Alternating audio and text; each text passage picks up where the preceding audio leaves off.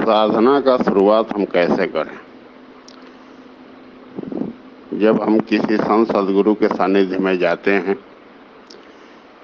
तो उनका दर्शन, उनका सत्संग, आश्रम में सेवा, दान से शुरू किया जाता है।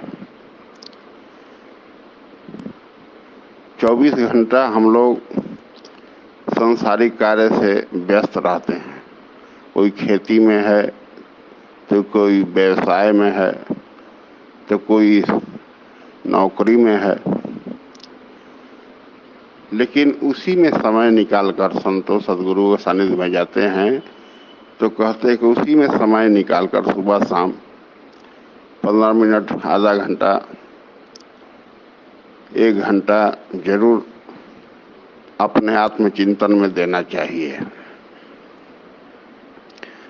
तो आत्मचिंतन करते समय सबसे पहले ये ध्यान रखिए कि पहले स्वाध्याय को अपनाइए, स्वतः को अध्ययन कीजिए कि महापुरुष और शास्त्र क्या कहते हैं, क्या उपदेश देते हैं और हमारे अंतःकरण में क्या योग्यता है, हम कहाँ खड़े हैं। तो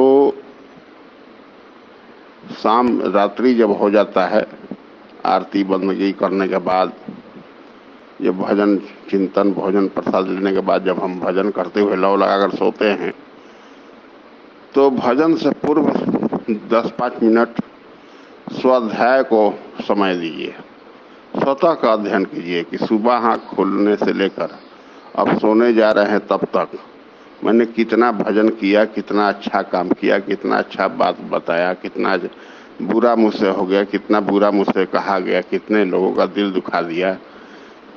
इस सबका रिवर्स जैसे करके देखा जाता है।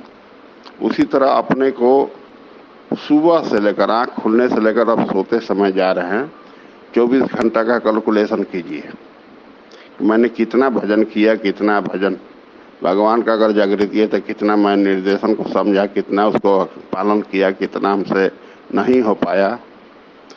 उस सबको कैलकुलेशन कर कर देखिए कि आज मैं इतना भजन किया, इतना लापरवाही से छूट गया, इतना अमुक आदमी को मैं कड़ा बात बोल दिया, नहीं कल से नहीं बोलेंगे, इतना मैं गलत काम कर दिया, कल से मैं प्रयास करूंगा कि नहीं करूंगा।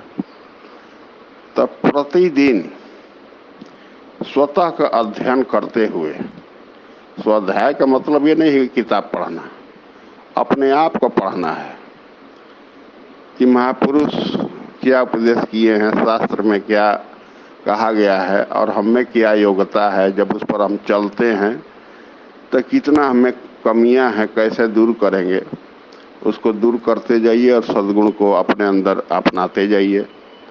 क्योंकि सुंदर वही है जिसका मन सुकर्म सुमनन सुचिंतन पर टिका है और उसी दर मन दरवाजा कहा जाता है, उसी को सुंदर कहा गया है। हाड़ चम चमड़ी का जो सुंदर होता है वो 2 दिन के होते हैं, 2 दिन के बाद सब सुंदरी और छुछुंदरी एक हो जाते हैं। ये शरीर भी क्या है, मिट्टी का पुतला है।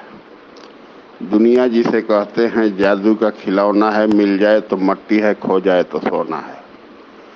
पूरा सृष्टि क्या है, ईंटा पत्थर लोहा लक्कड़ मट्टी, नाम सब से जाता है तो आदमी कहता है कुछ है नहीं तो नाम तो हो ही ना होता, नाम भी मिथ्या है। महापुरुष राम कृष्ण शिव से एक हजारों करोड़ों गुना आगे एक से एक महापुरुष हुए, उनका कोई नाम जानता है? क्योंकि आत्मा ही तीनों काल में सत्य है, शाश्वत है, सनातन है। महापुरुष केवल आत्म कल्याण का उपदेश करते हैं। संत जो होते हैं वो कोई भाड़ा नहीं है कि गाना गा के लोगों को रिझाते हैं, उपदेश करते हैं। संत सदा उपदेश बतावे, घट अंदर दीदार करावे। अगर सच्चा संत है तो उपदेश करेंगे, अगर उनके उपदेशानुसार अपने आचरण में ढालने लगेंगे, कर्म सुधारने लगेंगे, दुर्गुण हटाकर सद्गुण को बढ़ाने लगेंगे, भजन में प्रवृत्त होंगे, सेवा दान में लग जाएंगे, तो घट अंदर दीदार करावे। आपके हृदय से जागृत होकर पहले स्वप्न में आएंगे, जागृत होकर हृदय से अंग स्पंदन के माध्यम से चलाएंगे, जिसको अद्भुत सुरा संबंधी अनुभव कहा जाता है। तो ये सब शुरू होता है प्रतिदिन हम अपने आप को जब स्वाध्याय करके भजन में प्रवृत्त होते हैं, तब सेवा में प्रवृत्त होते हैं, तब दान में प्रवृत्त होते हैं, तब चूंकि यज्ञ, दान और तप तीनों काल में त्यागने वाली वस्तु नहीं है, यही मनुष्य को पवित्र करता है। लेकिन उसके लिए नियम रूपी जो नदी है, उसका दोनों दो तट है, संयम और नियम है। संयम और नियम दोनों तट से नियम रूपी नदी आगे बढ़ता है। जिसके पास संयम नहीं, नियम नहीं, संयम नहीं, साधना नहीं, सधुआई नहीं, कुछ नहीं है। इसलिए नियम से चला जाता है। प्रतिदिन नियम से रोज सुबह शाम आरती बंदगी करना चाहिए। सुबह शाम प्रतिदिन रोज 15 मिनट, आधा घंटा, 1 घंटा, 2 घंटा, 3 घंटा, 4 घंटा, जितना आपका क्षमता है। आपको जब क्षमता आ जाएगी तो भगवान जब जितना आदेश देने लगे उतना भजन में बैठे रहिए। जब भजन पूरा हो जाएगा तो खुद भगवान आपको उठा देंगे। भगवान सुलाते भी हैं, भजन में बैठाते, हर पल पल पल आपके साथ रहकर आपका जब जागृत हो जाते हैं, आत्मा से अभिन्न स्थिति में जागृति जब मिल जाती है, तो सब कुछ सदगुरु के हाथ के आप यंत्र बन जाते हैं। बस उस निर्देशन पर चलने की जरूरत है। तो सर्वप्रथम तो चलने की क्षमता सब में नहीं होती है, क्योंकि सबही न चावस राम गोसाई, नाचस नर मर कट के नाई। तो नर तन जिसको प्राप्त हो गया होता है, वो मरकट के समान, बंदर के समान उनके इशारे पर, अनुभव सूत्र के इशारे पर वो नाचता है, चलता है। लेकिन अभी तो सबका चित्त वृत्ति अभी जिंदा है। तो काम क्रोध लोभादि मतलब प्रबल मोह के धारी, तीन महु अति दारुण दुखदा माया रूपी नारी।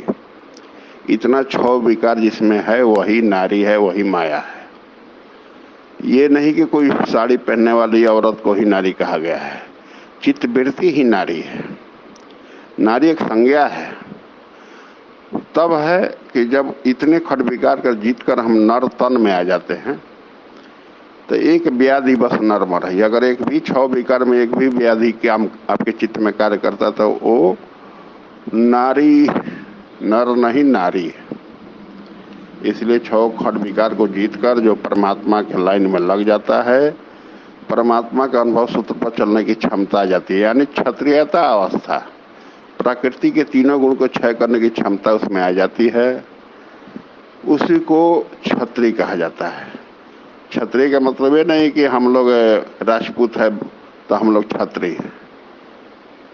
शूद्र, वैश्य, क्षत्रिय, ब्राह्मणी साधना की 4 अवस्था है। मनुष्य को 4 अवस्था में गुण कर्म विभाग है। शास्त्र में, गीता में इस 4 वर्ण व्यवस्था को लोग न समझकर अलग से जाति बनाकर पूरे विश्व भटक गया है। लेकिन तब है कि एक ही व्यक्ति शूद्र से चलकर वैश्य, वैश्य से चलकर क्षत्रिय, क्षत्रिय से चलकर ब्राह्मण बनता है। ब्राह्मण का मतलब क्या है? ये जनेऊ पहन लिया और चुरकी छोड़ दिया हो गया, तिलक लगा लिया हो गया ब्राह्मण। ब्रह्म का मतलब है जो बृहद है, कण-कण में है। ब्रह्म जान सब ब्राह्मण, जिससे हृदय से भगवान जागृत होकर आपसे बात करने लगते हैं, उसका नाम ब्राह्मण है। जनेऊ का मतलब भी आदमी नहीं समझ पाता है। 3 तागा का जो जनेऊ आदमी लगाता है, जो तीनों गुण से परे हो जाता है, गुणों से अतीत, गुणातीत। जब तीनों गुण से ऊपर उठते हैं तब आत्मा है। ये 3 गुण का तो अपरा प्रकृति है। जब परा प्रकृति में है सिर्फ एक परमात्मा है। जब तीनों गुण से ऊपर उठ जाते हैं, गुणातीत अवस्था, पुरुष ही ब्राह्मण कहलाता है। वो जनेऊ का अधिकारी होता है। हर आदमी सोचता है कि मैं ब्राह्मण जाति से पैदा हुआ हूँ। ब्राह्मण की जाति नहीं होती है, न पंडित की जाति होती है, जातियां सिर्फ दुबे, चौबे, तिवारी, उपाध्याय, मिश्रा ये सब बना है। ब्राह्मण और पंडित की जाति में स्थिति है। पंडित क्या है? पिंड धन इति। पिंड क्या है? एक शरीर। ये छोड़ रहे हैं, पकड़ रहे हैं, जन्म रहे हैं, मर रहे हैं। तो इसका इति समाप्त जो इसका कर लिया जन्म मरण का, बंधनों का, वो पंडित है। तो ब्राह्मण और पंडित एक स्थिति है। वहां तक पहुंचने के बाद कुछ दूरी ऐसा रहता है कि जैसे स्वयं भगवान चलकर सामने खड़ा होकर अपने में प्रवेश स्थिति दे देते हैं, और वो भी जाना तुम ही हो जाए। जब मन मर जाता है, परमात्मा में लीन हो जाता है, मन मुआ माया मुई। तब है कि हम साधना कैसे अपनाएं। तो सबसे पहले हमको बैखरी से चलना पड़ता है। 4 तरह के भजन होता है। बैखरी, मध्यमा, पशंती, परा। जो वाणी जैसे ओम ओम, राम राम, शिव शिव, अल्लाह, रब, जो भी जो नाम है, 2-2.5 अक्षर का छोटा नाम, क्योंकि भगवान का कोई अपना नाम होता नहीं है, वो अनाम है, उनका कोई रूप भी नहीं होता, वो अरूप है। तो मन बुद्धि इंद्रिया से परे भी है। तो कोई एक परिचायक नाम, संतों ने एक परिचायक नाम दिया। जैसे कि विश्वास रूपी बाल्टी को कर्म रूपी कुआं में प्रेम रूपी पानी भरना है, तो श्वास रूपी रस्सी के माध्यम से, प्रेम ही पगहा है, उस रस्सी के माध्यम से जब हम उसको खींचते हैं तो तीथे पर क्या होता है, रात दिन खींचते से डोर से ईसन की पत्थर का चट्टान कट जाता है। तो एक नाम में लौ लगाकर जब भजन हम दीर्घ काल तक करते हैं तो चित्त रूपी चट्टान से अनंत जन्मों का जो संस्कार है कट जाते हैं। नहीं तो बताइए कि तागा रस्सी से कहीं पत्थर कटता है, लेकिन दीर्घ काल तक अभ्यास करने से, श्वास के भजन पकड़ में आ जाने से इस संस्कारों का रील सदा के लिए कट जाते हैं। और जब संस्कार कट जाते हैं तो भगवान अपने में स्थिति एक आ जाती है जिसको कहा जाता है संकर, विप्र रूप। संस्कारों का और मने कट जाना संकर स्वरूप है, संस्कारों का अंत हो जाना संत। लेकिन अभी शिव स्वरूप बाकी है।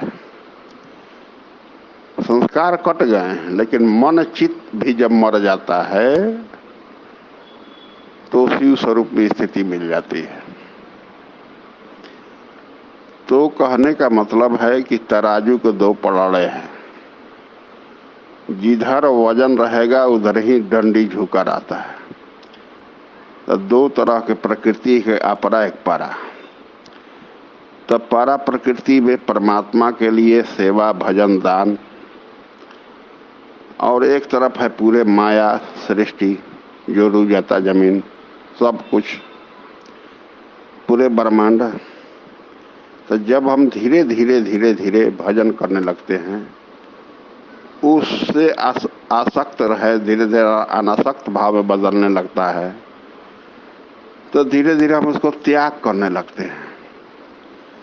दान क्या सिखलाता है? त्याग। इसलिए त्याग के बारे में बताया गया है कि भक्ति अगर चाहते हैं, सृष्टि में सबसे दुर्लभ कोई अगर वस्तु है तो भक्ति है।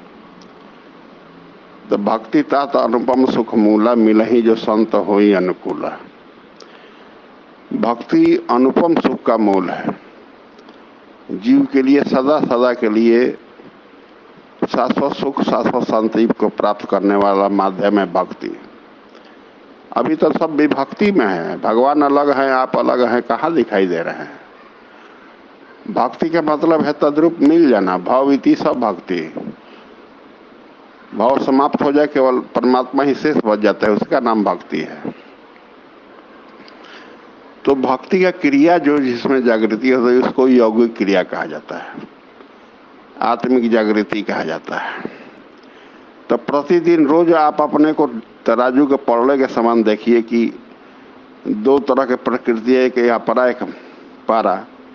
किधर वजन ज्यादा है, जिधर वजन ज्यादा रहेगा उधर मन रूपी डंडी झुका रहेगा। तो माया के तरफ से त्याग कीजिए, परमात्मा की तरफ का जितना है सेवा, भजन, भाव, भक्ति, भजन, इस सब इसको चढ़ाइए।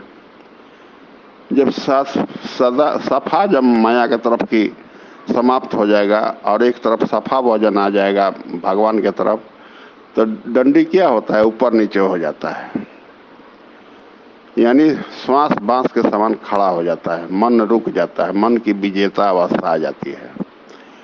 उस स्थिति के बाद आप मन के आड़ में जो छिपा हुआ परमात्मा की शक्ति है वो तद्रूप सामने होकर अपने में प्रवेश दे देता है और जानत तुम ही हो जाई। जैसे कि रसगन्नी का तार है लोहा का, अगर 11,000 में जोड़ दिया जाता है तत्क्षण उसमें भी 11,000 धारा प्रवाहित होने लगता है। तो क्या उसको हम अब छू सकते हैं, कपड़ा पसार सकते हैं? नहीं। तो कोई भी प्राप्ति वाले महापुरुष देखने में तो लगते हैं कि साधारण मनुष्य जैसे ही हैं, लेकिन जब उनको कर्म रूपी कनेक्शन, उनको व्यवहार में जब लाइएगा, उनके उपदेशानुसार जब चलिएगा, तब आपको भीतर से दिखाएंगे कि देख मैं कौन हूँ और तू क्या है। जैसे कि अर्जुन कृष्ण को पहले साधारण मनुष्य ही समझता था, कुछ मामले में उनको जानते थे कि बहुत तेज हैं, कुछ मामले में अपने को विद्वान समझता था। जब कृष्ण भगवान ने अपना दृष्टि देकर दिखाए तो अर्जुन लगा कांपने, डर से पसीना से नहा गया और क्षमा भी मांगने लगा कि हे प्रभु, कबो आपको मैं हे कृष्ण, हे यादव, हे सखा कहा, मैं इसको चलिए क्षमा कर दीजिए।